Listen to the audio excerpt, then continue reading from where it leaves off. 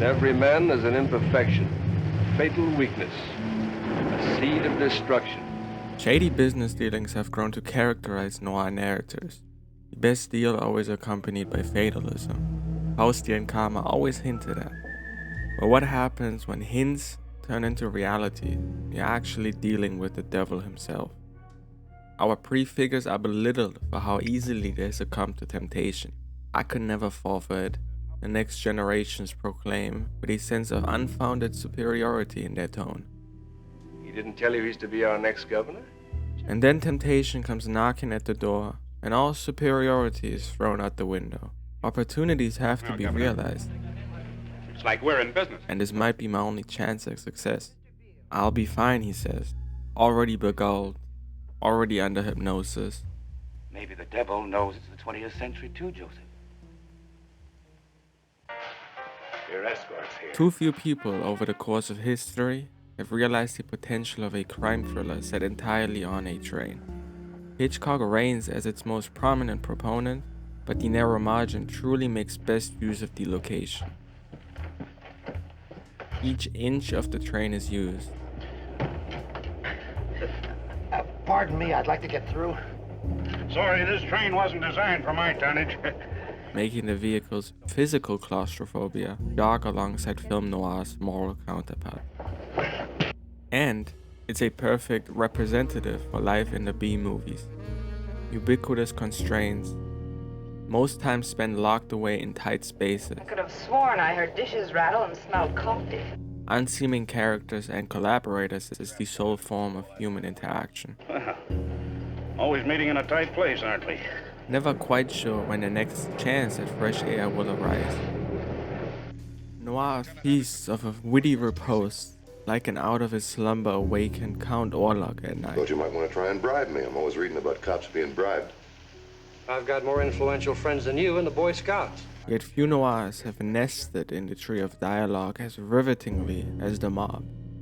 A successful marriage is based on a wife letting her husband lie a little. Now let's not get started on the wrong foot. What? I know guys used to drink white wine and beer. Why did you have to pick New Orleans? I hate white wine and beer.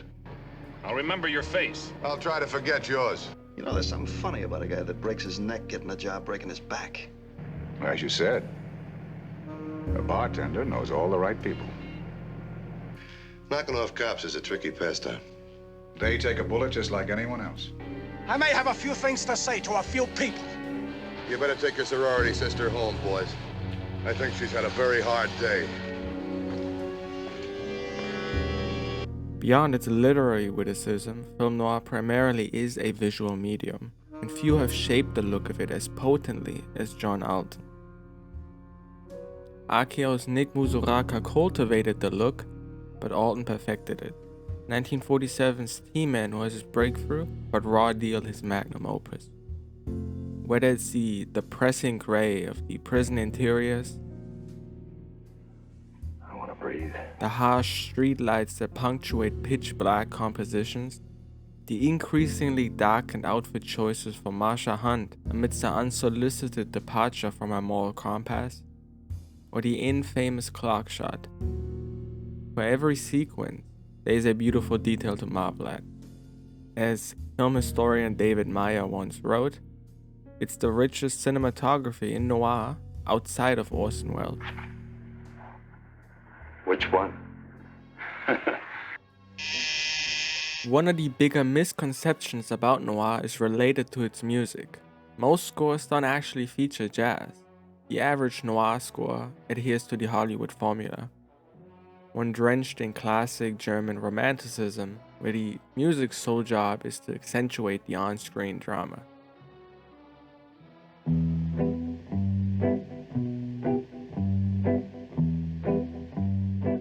Perry Botkin's music in Murder by Contract is the refreshing and complete opposite.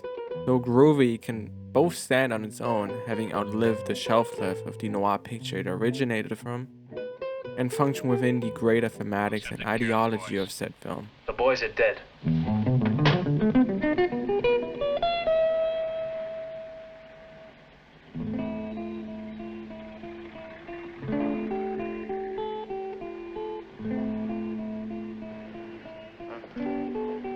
Nick. Nicky. When John Garfield was 37, he started and he ran all the way. Next week. Get the dandruff out of your blood. A fitting allegory to his life. His last ever appearance on screen before dying a year later of heart failure. Your father, is he a newspaper reporter? You work for a newspaper or something? 13 years of cinema. 13 years of playing the plagued and the chased. Tries to run one last time. Tries to hide one last time. Tries to beat the system one last time. But I'm a little smarter than you, sister. But amidst blacklistings and unfounded accusations,